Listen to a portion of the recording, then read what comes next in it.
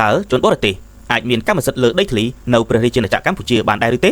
chốn bớt tì mình ai miền các mà sật lừa đây thlý nấu bờ trên là chợ Campuchia bán nụ tìក្នុងnày níមានតែរូបវ័នបុគ្គលឬនីតិបុគ្គលដែលមានសញ្ជាតិខ្មែរតែប៉ុណ្ណោះទើបមានសិទ្ធិជាម្ចាស់កម្មសិទ្ធិលើដីធ្លីបាន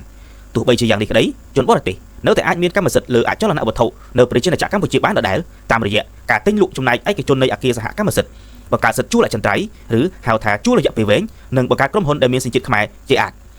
ទទួលបានកម្មសិទ្ធិលើអចលនវត្ថុដោយការទិញលក់ចំណែកឯកជនលើអគារសហកម្មសិទ្ធិឬដែលគេហៅថា condo ជនបរទេសអាចទិញនិងកាន់កាប់អចលនវត្ថុជាចំណែកឯកជននៃអគារសហកម្មសិទ្ធិចាប់ពីជាន់ទី1ឡើងទៅបានលើកលែងតែជាន់ផ្ទាល់ដីនិងជាន់ក្រោមដីតែប៉ុណ្ណោះហើយសរុបកម្មសិទ្ធិជនបរទេសមិនលើសពី 70% នៃអគារសហកម្មសិទ្ធិនោះហើយចំណែកឯកជននៃអគារសហកម្មសិទ្ធិមានវិញ្ញាបនបត្រសម្គាល់ម្ចាស់ចំណែកឯកជនដែលជាទូទៅគេហៅថាស្រាថា title ហើយជនបរទេសអាចដាក់ពាក្យស្នើសុំចុះបញ្ជីអំពីការផ្ទេរកម្មសិទ្ធិលើចំណែកឯកជននោះបានដោយផ្ទាល់ទី2ការបង្កើតសិទ្ធិជួលអចិន្ត្រៃយ៍ឬហៅថាការជួលរយៈពេលវែងសិទ្ធិជួលអចិន្ត្រៃយ៍គឺជាសិទ្ធិជួលអចលនវត្ថុក្នុងរយៈពេលវែងដោយគិតចាប់ពីរយៈពេល15ឆ្នាំទៅរយៈពេល50ឆ្នាំហើយកិច្ចសន្យាត្រូវធ្វើឡើងជាលាយលក្ខណ៍អក្សរ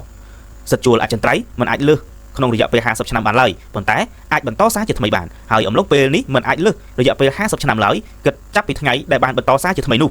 ទី3ជនបរទេសអាចបង្កើតក្រុមហ៊ុនមានសញ្ជាតិខ្មែរក្នុងន័យនេះក្រុមហ៊ុនសំដៅលើនីតិបុគ្គលដែលមានទីតាំងធ្វើអាជីវកម្មនិងទីស្នាក់ការចុះបញ្ជីនៅប្រជាជាតិកម្ពុជាលើពីនេះទៅទៀតភាគហ៊ុននឹកដែលកាន់កាប់សិទ្ធិបោះឆ្នោតយ៉ាងតិច 51% ក្នុងក្រុមហ៊ុនត្រូវជារូបវ័នបុគ្គលឬនីតិបុគ្គលដែលមានសញ្ជាតិខ្មែរដោយដែលបានកំណត់នៅក្នុងលក្ខន្តិកៈរបស់ក្រុមហ៊ុនដែលបានចុះបញ្ជីនៅក្រសួងពាណិជ្ជកម្មត្រឹមត្រូវគួរបញ្ជាក់ផងដែរថានេះគ្រាន់តែជាការចែករំលែកចំណេះដឹងទូទៅតែប៉ុណ្ណោះសូមអរគុណ